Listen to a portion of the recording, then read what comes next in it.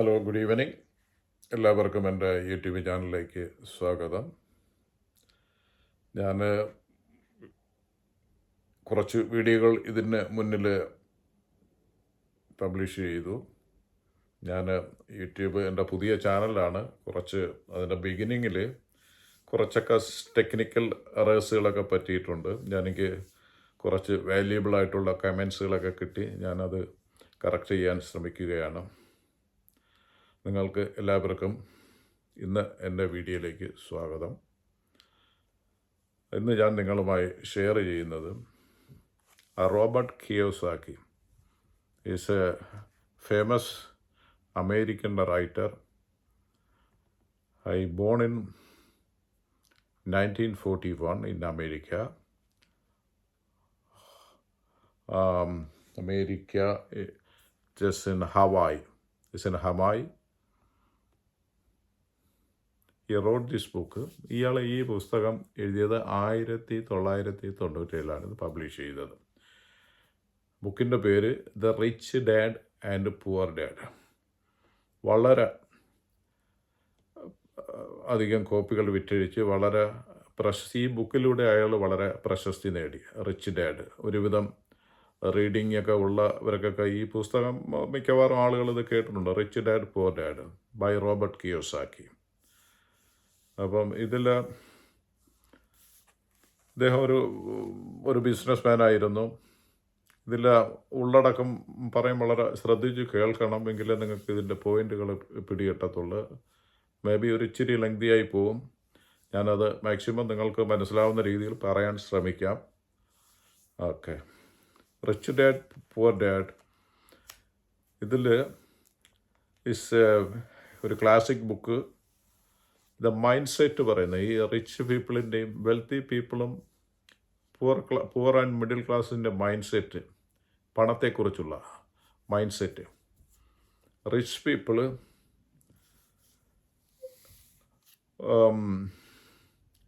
അവർ പറയുന്നത് നമ്മൾ നോർമൽ വേയിൽ കൂടെ ഒരു ചീഫ് വർക്കിംഗ് ഫോർ ആരുടെയെങ്കിലും ഒരു ജോലിയിൽ പ്രവേശിച്ചുകൊണ്ട് നിങ്ങൾക്ക് ഫിനാൻഷ്യൽ ഇൻഡിപെൻഡൻ്റ് ആവാൻ പറ്റില്ല, എത്ര കൊല്ലം ജോലി ചെയ്താലും. അപ്പം ഈ പുവർ മൈൻഡ് സെറ്റ് എന്ന് പറഞ്ഞാൽ ഇതാണ്. അവർ പഠിക്കുക, നല്ല ഡിഗ്രി മേടിക്കുക, എന്നിട്ട് എവിടെയെങ്കിലും ജോലിയിൽ കയറുക. അങ്ങനെ നമുക്ക് എല്ലാ ഫാമിലി ഒരു പഴയ എല്ലാ കുടുംബങ്ങളിലുള്ളൊരു ഇതാണ്. അപ്പോൾ ജീവിതത്തിൽ ഫിനാൻഷ്യലി ഒരു സേർട്ടൺ ലെവൽ കഴിയുമ്പോൾ നിങ്ങൾക്ക് സാമ്പത്തികമായിട്ട് ഒരു ഭദ്രത വരണമെങ്കിൽ നിങ്ങളൊരു ജോലി ചെയ്തുകൊണ്ട് അത് സാധിക്കാൻ പറ്റത്തില്ലെന്നാണ് കിയോസാക്കി പറയുന്നത്. അപ്പോൾ ഇതിൽ ഇദ്ദേഹം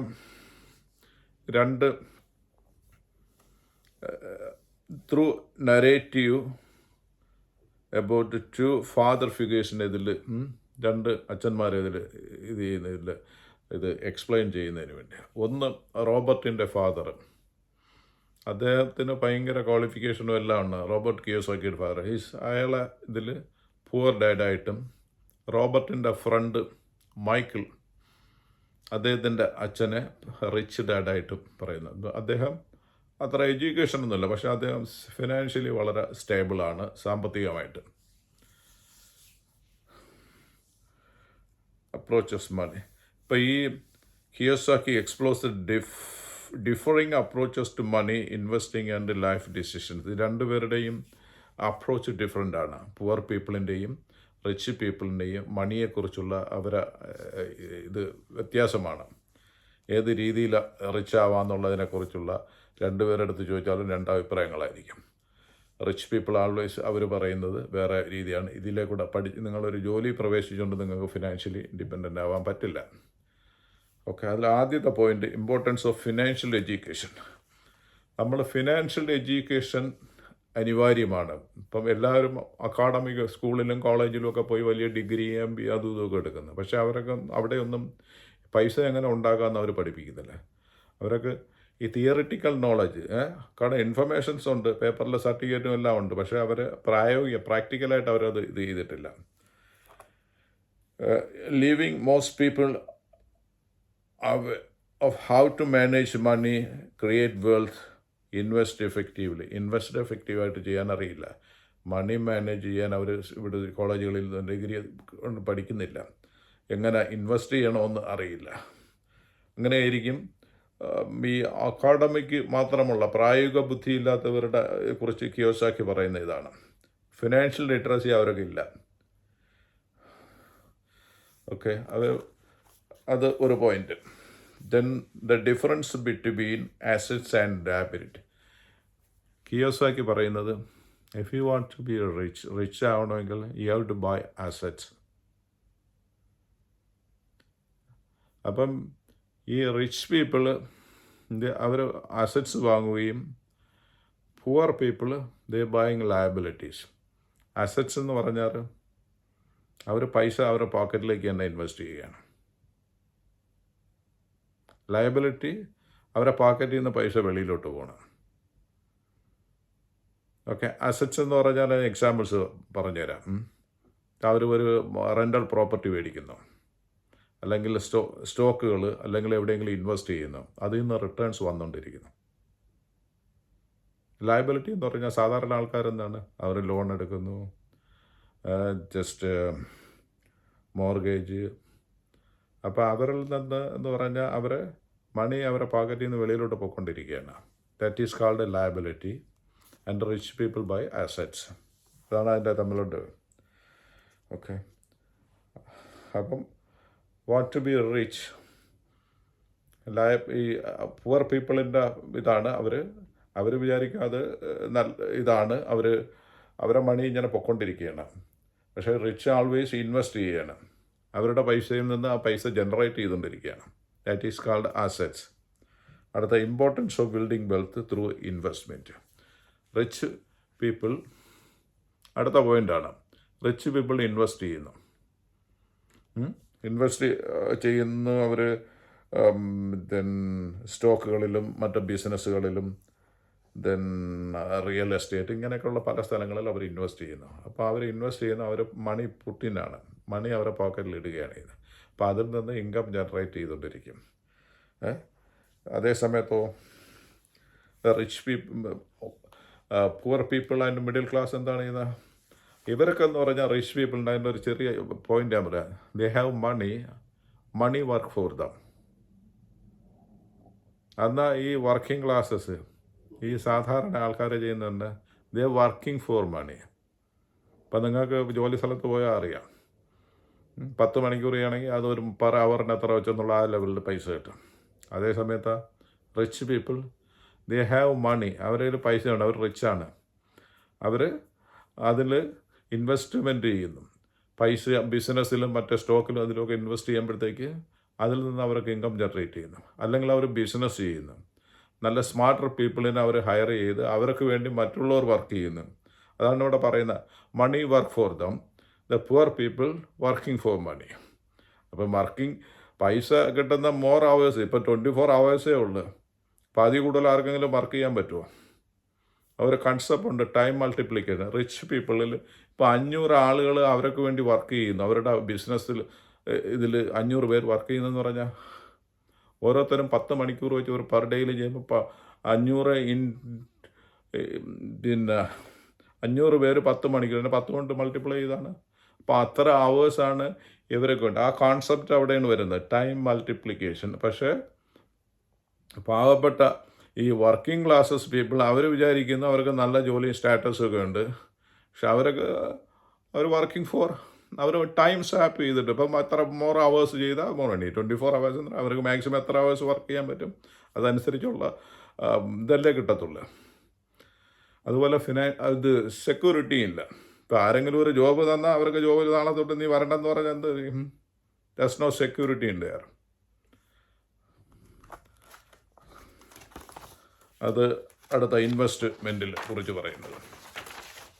അടുത്ത റോൾ ഓഫ് എൻ്റർപ്രണർഷിപ്പ്. ചിലർ ഈ സംരംഭകർ, അപ്പോൾ ഇവർ കിയോസാക്കി പറയുന്നത്, if you want to be financially independent ആണെങ്കിൽ സംരംഭങ്ങൾ അല്ലെങ്കിൽ എന്തെങ്കിലും ഇതിലൊക്കെ തുടങ്ങണം, എങ്കിൽ മാത്രമേ നിങ്ങൾക്ക് ഫ്യൂച്ചറിൽ ഇൻസ്റ്റൻ്റായിട്ട് ഉണ്ടെങ്കിലും ഇപ്പം ജോലി ചെയ്താൽ ജീവിതാന്ത്യം വരെ ജോലി ചെയ്താലും നിങ്ങൾക്ക് ഫിനാൻഷ്യലി ഇൻഡിപെൻഡൻ്റ് ആവാൻ പറ്റില്ല.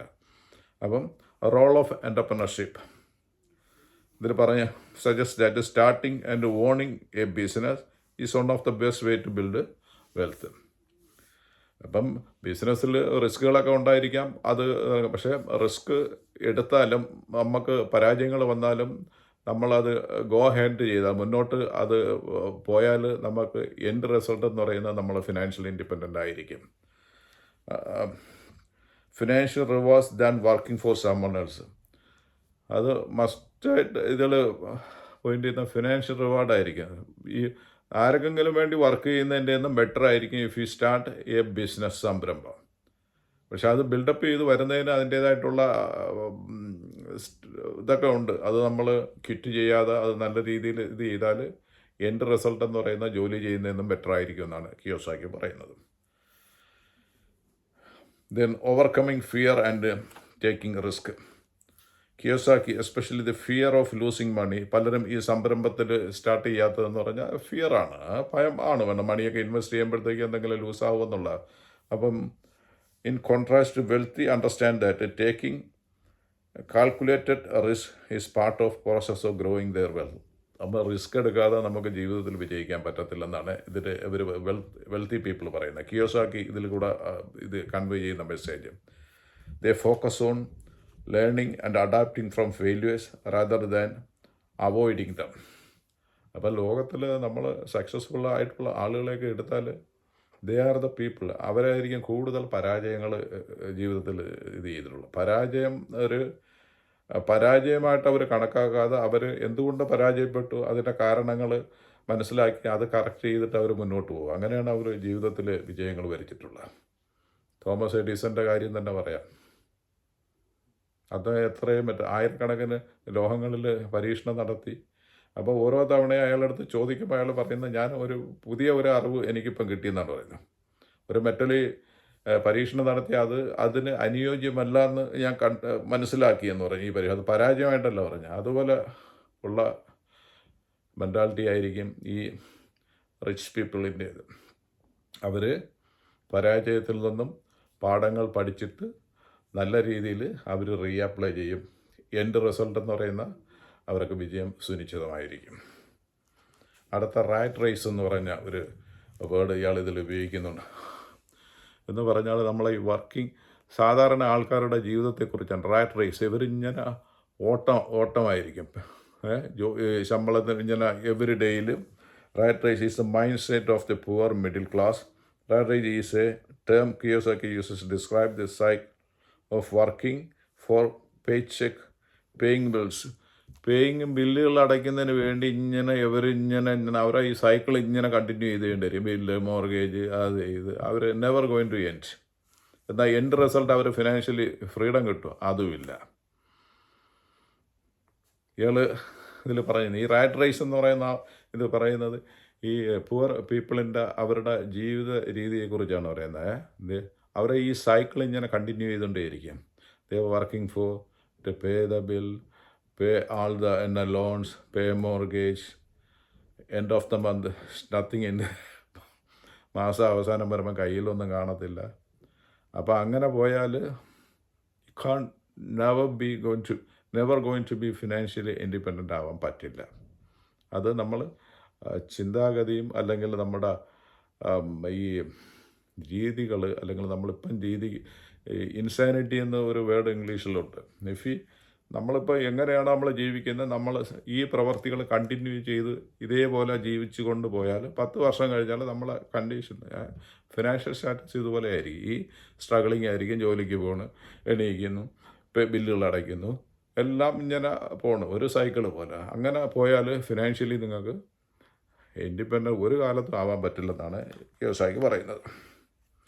അടുത്ത ഒരു ഫിനാൻഷ്യലി നിങ്ങൾക്ക് ചെയ്യുന്നത് importance of sales and marketing skill.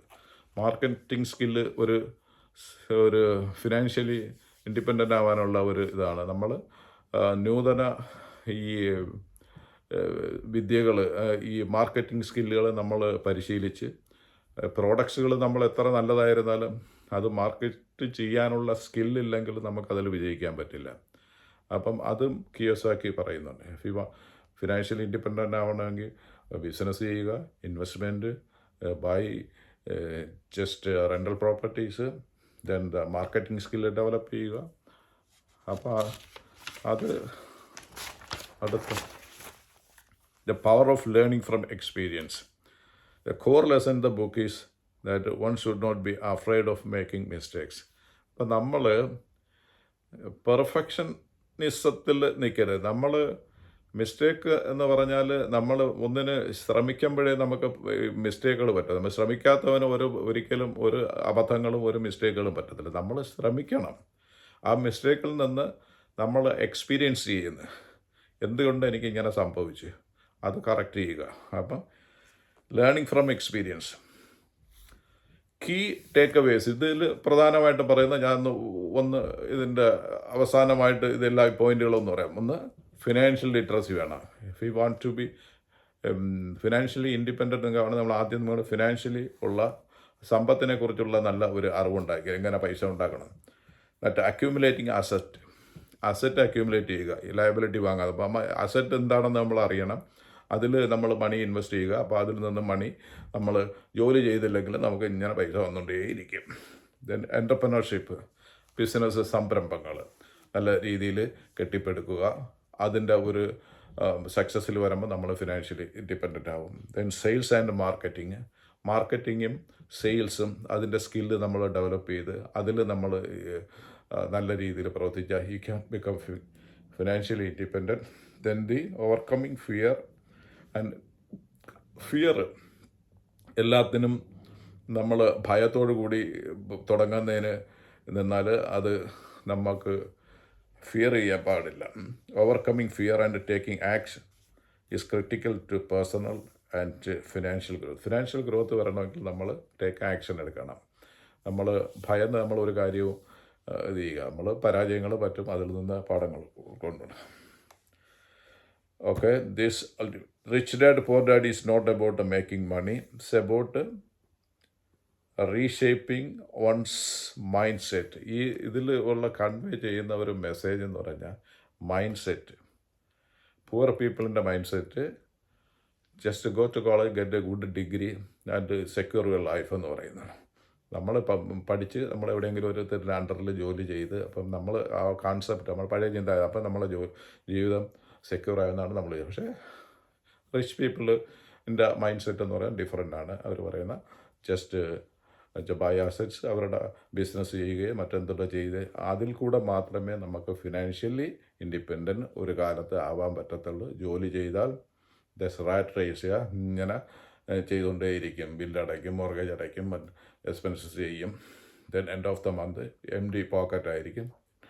ഇത് ജോലി ഡസ് നോ സെക്യൂരിറ്റി. അടുത്ത ദിവസം എംപ്ലോയർ പറഞ്ഞ് you know have job tomorrow. അപ്പം ഇതിൻ്റെ പോയിൻ്റുകൾ നിങ്ങൾക്ക് മനസ്സിലായെന്ന് വിശ്വസിക്കുന്നു. ഈ വീഡിയോ മനസ്സിലായെങ്കിൽ ഒരു 3-4 തവണ റിപ്പീറ്റ് ചെയ്ത് കേൾക്കുക. അപ്പം ഇത് വാച്ച് ചെയ്ത എല്ലാവർക്കും നന്ദി. ഇതിൻ്റെ പോയിൻ്റുകളൊക്കെ നിങ്ങൾക്ക് ഇഷ്ടപ്പെട്ടെന്ന് വിശ്വസിക്കുന്നു. അപ്പോൾ ഈ വീഡിയോ ഞാനിപ്പം നിർത്തുന്നു. എല്ലാവർക്കും നമസ്കാരം. ഇനി അടുത്ത ഒരു നല്ല വീഡിയോയുമായിട്ട്, വിജ്ഞാനപ്രദമായ വീഡിയോയുമായിട്ട് അടുത്ത ദിവസം വരുന്നതായിരിക്കും. നിങ്ങൾക്കെല്ലാവർക്കും നന്ദി, നമസ്കാരം. Okay, by.